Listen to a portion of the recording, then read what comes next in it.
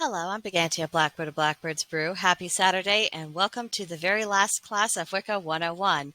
It's time to address that question that we asked at the beginning. Is Wicca right for you? Now, if you have followed this series from the very beginning, week by week, and you've done the homework, you've conducted independent research on the topics of these classes, then by now you have a functional knowledge of the foundation of Wicca. So well done you.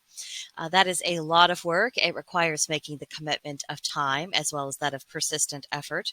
And plenty of people who are intrigued by Wicca or other forms of paganism, they never really progress beyond their initial flirtation of the idea. So you've already made more progress than most.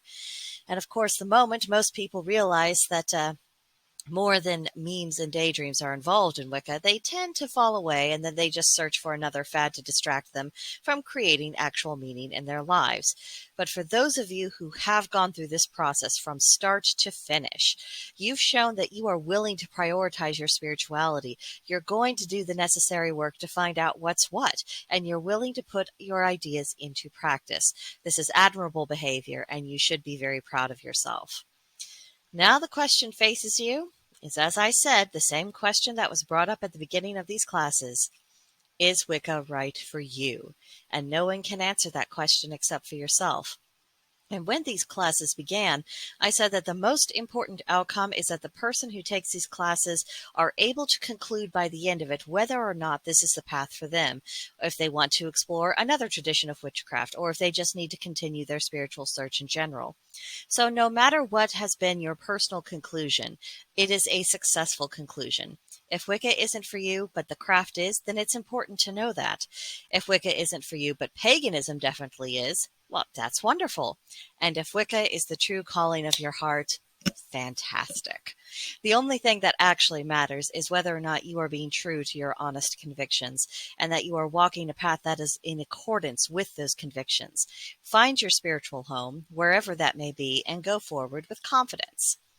So if you have decided to continue with Wicca, then you'll be glad to know that Wicca 202 starts next week. Now that we have covered the basic ideas and practices, it is time to go deeper. I've created a lesson plan for the coming year, and I'd like to whet your appetite just a smidge. The first Saturday of each month will focus on a plant, the second Saturday an animal, and the third Saturday a stone.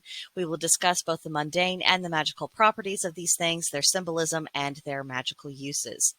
The plants, animals, and stones that I will discuss all correspond with witches and witchcraft. The reason why I chose to go this route is because these are things that relate back to who and what we are and what we do. They represent our culture and the nature of our work. It's an important aspect of our identity, and immersing ourselves over this next year, it will help ground newcomers to their path, and it will be refreshing for those who have practiced a long time. Now, the fourth Saturday of each month will hone in on a specific philosophical topic and its practical implications. Most months, this topic will relate to what's going on seasonally, what this means for your practice, and at pretty much every level. And in the coming year, we do have 4 months that actually have a 5th Saturday. And on those days, we will talk about deities that are specifically associated with witchcraft. And they'll come from Celtic, Greek, Norse, and Egyptian pantheons. So that'll be a special treat for us. Now for the homework for August 27th through September 2nd. Yes, even on this last class, there is still homework. Number 1, take a breather.